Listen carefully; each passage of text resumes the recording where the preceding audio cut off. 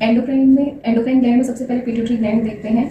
ये एक्टोडर्मली ऑरिजिन होता है, स्फेनॉइड बोन की सेला टर्सिका में प्रेजेंट होता है और जो एंटीरियर पिट्यूटरी है उसको हाइपोफाइसियल पोर्टल वेन से ब्लड सर्कुलेट होता है।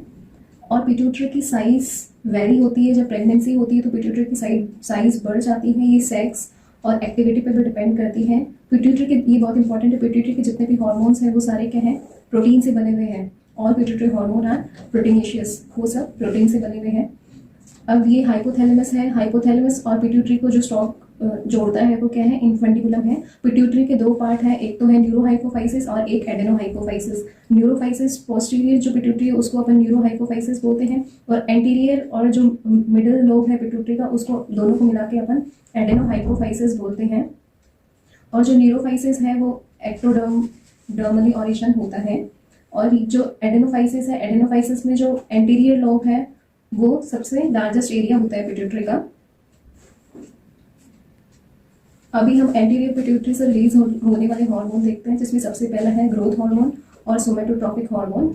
इसमें ये तीन सिमिलर वर्ड है, उसमें कंफ्यूज नहीं होने का। एक है सोमेटोट्रॉपिक और सोमेटोस्टैटिन। सोमेटोट्रॉफिन जो होता है, सोमेटोट्रॉफिन वो क्या होता है, ग्रोथ हार्मोन रिलीजिंग हार्मोन होता है, जो कौन रिलीज करता है, हाइपोथैलेमस। और सोमेटोट्रॉपिक वो हार्मोन होता है जो ग्रोथ हार्मोन होता है, जो पिट्यूटरी रिलीज करती है।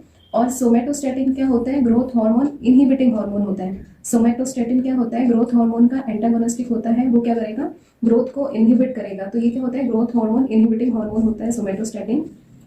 उसके बाद में अपन ग्रोथ हार्मोन के फंक्शन देखते हैं। तीन तरीके के फंक्शन होते हैं, तो एनाबॉलिक फंक्शन, कैटाबॉलिक फंक्शन और जैसे रिजर्व, कुछ भी रिजर्व करता है। तो ग्रोथ हार्मोन के टर्म में अपन देखेंगे, एनाबॉलिक का मतलब है कुछ भी बनना, कैटाबॉलिक का मतलब है कुछ भी टूटना, और रिजर्व करना मतलब कुछ भी बचा के रखना। तो यहाँ पे ग्रोथ हार्मोन क्या करता है, किसका एनाबॉलिज्म करता है, मतलब किसका सिंथेसिस करता है, किसको बनाता है, प्रोटीन का सिंथेसिस करता है। और ये किसको तोड़ता है, लिपिड या फैट को तोड़ता है। और ये किसको रिजर्व करके रखता है, कार्बोहाइड्रेट को रिजर्व करके रखता है। अब अपन देखते हैं कि प्रोटीन का ये एनाबॉलिज्म कैसे करता है, कि प्रोटीन को ये कैसे बनाता है। तो प्रोटीन को कैसे बनाता है, जो भी ब्लड में जो अमीनो एसिड होते हैं उनके अपटेक को ये क्या कर देगा, ब्लड में से अमीनो एसिड के अपटेक को ये बढ़ा देगा। और अपन को पता है कि प्रोटीन सिंथेसिस का एक पाथवे होता है ना, ट्रांसक्रिप्शन और ट्रांसलेशन पाथवे। उससे क्या करेगा, ये प्रोटीन सिंथेसिस करेगा और क्या करेगा, जो प्रोटीन का जो कैटाबॉलिज्म है उसको क्या करेगा, डिक्रीज करेगा। तो इन तीनों तरीकों से ये क्या करेगा, प्रोटीन को सिंथेसाइज करेगा, प्रोटीन को बनाएगा। पहले तो क्या करेगा, जो ब्लड में अमीनो एसिड है उनके अपटेक को बढ़ाएगा, और वो अमीनो एसिड किस में कन्वर्ट हो जाएंगे, प्रोटीन में कन्वर्ट हो जाएंगे। और प्रोटीन सिंथेसिस का जो पाथवे ट्रांसक्रिप्शन और ट्रांसलेशन, उससे प्रोटीन सिंथेसिस को बढ़ाएगा। और जो प्रोटीन का कैटाबॉलिज्म है उसको क्या करेगा, डिक्रीज करेगा। फिर अपन इसका कैटाबॉलिज्म फंक्शन देखते हैं। इसका ग्रोथ हार्मोन का कैटाबॉलिज्म फंक्शन क्या है, कि ये क्या करता है, फैट को तोड़ता है। फैट को क्या करेगा, कैटाबोलाइज करेगा। फैट या लिपिड को क्या करेगा, कैटाबोलाइज करेगा। और फैट को कैटाबोलाइज करके तोड़ के क्या करेगा, एनर्जी, बॉडी को एनर्जी मिलेगी फैट के तोड़ने से। ये क्या करेगा, लाइपोलाइसिस करेगा। लाइसिस का मतलब क्या होता है, तोड़ना होता है, और लाइपो का मतलब है फैट। तो ये क्या करेगा, लाइपोलाइसिस करेगा, फैट को तोड़ेगा, और वो फैट से क्या होगा, बॉडी को एनर्जी मिलेगी। फिर तीसरा, ये रिजर्व किसको करके रखता है, ये रिजर्व करके रखता है कार्बोहाइड्रेट को। तो ये कार्बोहाइड्रेट को रिजर्व कैसे करेगा, जो बॉडी में सेल है उनसे क्या करेगा, कार्बोहाइड्रेट मतलब ग्लूकोज। तो बॉडी में जो भी सेल है उनको क्या करेगा, ग्लूकोज अपटेक को कम कर देगा। जो सेल होते हैं वो क्या करते हैं, ग्लूकोज को लेते हैं, तो ये क्या करेगा, ग्लूकोज के अपटेक को ही कम कर देगा। तो क्या करेगा, ग्लूकोज को बचा के रखेगा। फिर उसके बाद में ये क्या करेगा, नया ग्लूकोज बनाएगा। नया ग्लूकोज बनाएगा मतलब ग्लूकोनियोजेनेसिस करेगा। नियो मतलब नया, और जेनेसिस का मतलब होता है बनना। और ये क्या करेगा, नया ग्लूकोज बनाएगा। तो उससे भी क्या होगा, ये ग्लूकोज को बचा के रखेगा। तो दो तरीकों से ये ग्लूकोज को रिजर्व करके रखेगा। एक तो जो अपटेक होता है सेल में ग्लूकोज का, उसको कम कर देगा और नया ग्लूकोज बनाएगा। तो उसकी वजह से क्या हो जाएगा, ग्लूकोज ज्यादा हो जाएगा, मतलब क्या हो जाएगा, हाइपरग्लाइसीमिया हो जाएगा। और आपको पता है कि जब ग्लूकोज का लेवल ज्यादा हो जाता है तो क्या होता है, इंसुलिन का सिक्रेशन होता है। तो ये क्या करेगा, इंसुलिन का सिक्रेशन करेगा। ठीक है, तो ये अपन ने इसके ग्रोथ हार्मोन के फंक्शन देखे।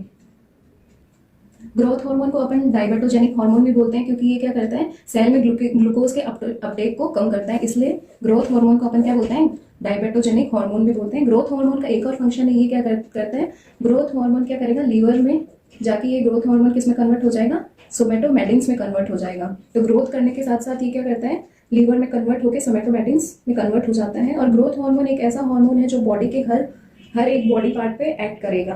और यहाँ पे अपन ने देखा कि ये प्रोटीन सिंथेसिस से क्या होगा कि नया प्रोटीन बनेगा और उस नए प्रोटीन से क्या होंगे, मसल गेन होगा, मसल मास जो है वो बढ़ेगा, तो इससे क्या होगा, बॉडी की ग्रोथ होगी। तो ये अपन ने क्या देखा, ग्रोथ हार्मोन के फंक्शन देखे।